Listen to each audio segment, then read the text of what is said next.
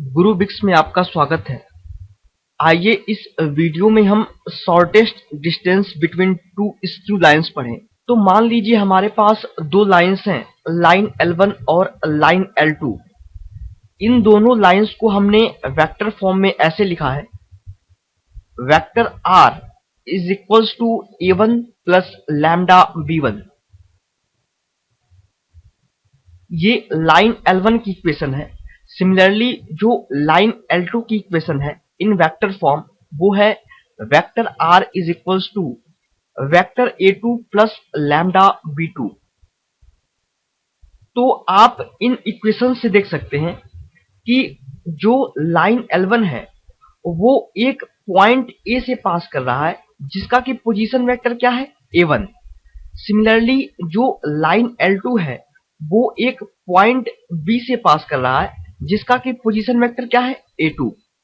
और जो line L1 है वो वेक्टर B1 के पैरेलल है और जो लाइन L2 है वो वेक्टर B2 के पैरेलल है। मान लीजिए कि ये जो PQ लाइन है वो इन दोनों लाइंस के बीच की शॉर्टेस्ट डिस्टेंस है। अगर ये PQ लाइन इन दोनों लाइंस के बीच की शॉर्टेस्ट डिस्टेंस है, दैट मीन्स ये PQ लाइन L2 पर भी परपेंडिकुलर है और लाइन L1 पर भी परपेंडिकुलर है। जब हमने स्क्यू लाइन डिस्कस किया था तब हमने पढ़ा था कि दो स्क्यू लाइंस के बीच की शॉर्टेस्ट डिस्टेंस क्या होती है, वो लाइन होती है जो पहली लाइन और दूसरी लाइन, दैट मीन्स दोनों लाइंस पर परपेंडिकुलर हो।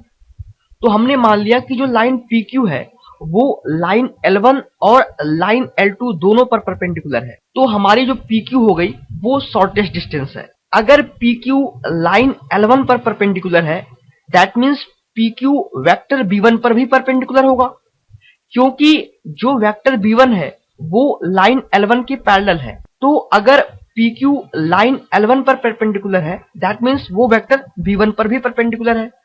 सिमिलरली अगर ये PQ लाइन L2 पर परपेंडिकुलर है, दैट मीन्स ये वेक्टर B2 पर भी परपेंडिकुलर है, क्योंकि लाइन L2 और वेक्टर B2 दोनों आपस में पैरेलल है।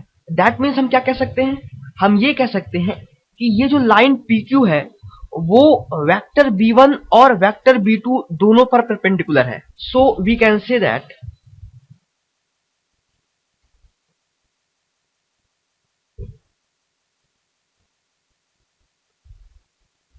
PQ is perpendicular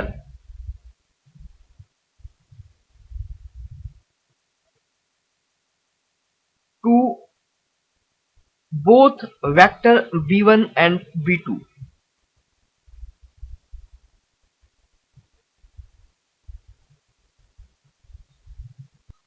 और अगर आपको याद हो तो हमने क्रॉस प्रोडक्ट में कहा था कि B1 क्रॉस B2 हमें क्या देता है, B1 क्रॉस B2 हमें एक ऐसा वेक्टर देता है जिसकी डायरेक्शन इन दोनों वेक्टर्स के परपेंडिकुलर हो। That means B1 cross B2 की जो डायरेक्शन होगी वो PQ के डायरेक्शन में होगी, क्योंकि PQ वेक्टर भी इन दोनों वेक्टर के परपेंडिकुलर है। So that means vector B1 cross vector B2 is parallel to vector PQ। और B1 क्रॉस B2 की डायरेक्शन में जो यूनिट वेक्टर होगा वो क्या होगा, मान लीजिए वो n कैप है, तो n cap is equals to vector B1 cross vector B2 upon mod of vector B1 cross vector B2। और ये जो यूनिट वेक्टर है वो किसके पैरेलल है, वेक्टर PQ के। दैट मीन्स ये जो वेक्टर PQ है, ये वेक्टर PQ, इसकी भी डायरेक्शन क्या हो जाएगी, दिस वन, क्योंकि जो B1 क्रॉस B2 है वो PQ के पैरेलल है। तो जो डायरेक्शन B1 क्रॉस B2 की होगी वही डायरेक्शन वेक्टर PQ की भी होगी। और हमने क्या कहा है, हमने कहा है कि PQ जो है वो शॉर्टेस्ट डिस्टेंस है। तो अगर हम वेक्टर AB को वेक्टर PQ पर प्रोजेक्ट करें तो हमें शॉर्टेस्ट डिस्टेंस PQ मिल जाएगी। सो दैट मीन्स हमें शॉर्टेस्ट डिस्टेंस की मैग्नीट्यूड फाइंड आउट करने के लिए वेक्टर AB को अलोंग वेक्टर PQ प्रोजेक्ट करना पड़ेगा।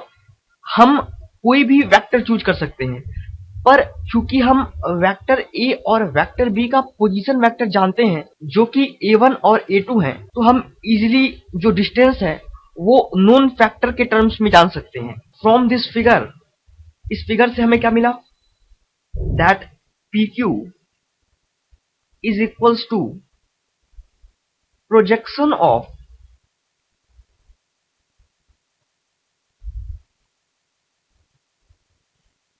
Vector AB on vector PQ। That means vector AB dot n cap, क्योंकि जो PQ की डायरेक्शन है वो कौन सी है, एन कैप। तो हम यहां से PQ को क्या लिख सकते हैं, PQ is equals to vector AB dot n cap. और वेक्टर AB क्या होगा, वेक्टर A का जो पोजीशन वेक्टर है वो है A1, वेक्टर B का पोजीशन वेक्टर है A2। तो वेक्टर AB क्या होगा, vector A2 minus vector A1, vector A2 minus vector A1 dot n cap. और हमने एन कैप यहां से क्या निकाला है, n cap is equals to vector B1 cross vector B2 upon mod of vector B1 cross vector B2। तो हम इसे लिख सकते हैं vector A2 minus vector A1 dot B1 cross B2 upon mod of B1 cross B2। और चूंकि जो dot product होता है वो कम्यूटेटिव लॉ को फॉलो करता है, so we can write vector B1 cross vector B2 dot vector A2 minus vector A1 upon mod of B1 cross B2।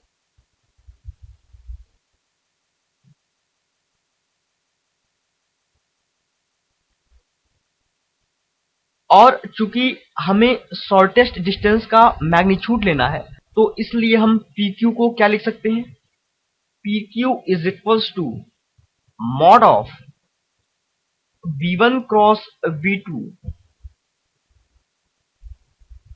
Dot vector A2 minus vector A1 upon mod of B1 cross B2।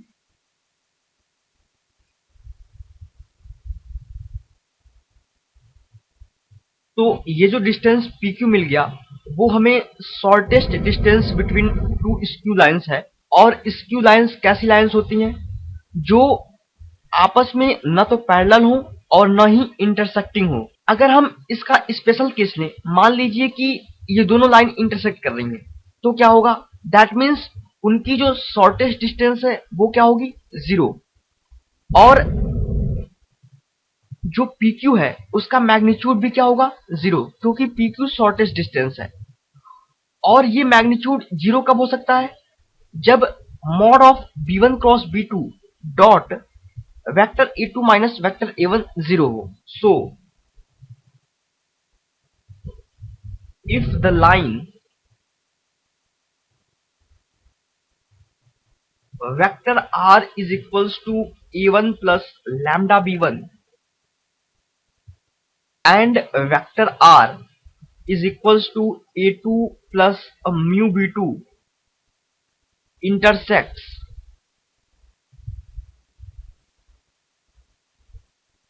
then PQ is equals to 0. This implies vector B1 cross vector B2 dot vector a2 minus vector a1 is equals to 0। सो अगर आपको ये दिया है कि दो lines intersect कर रही हैं, तो ये कंडीशन ऑटोमेटिकली सेटिस्फाई होगी, that is b1 cross b2 dot vector a2 minus vector a1 is equals to 0।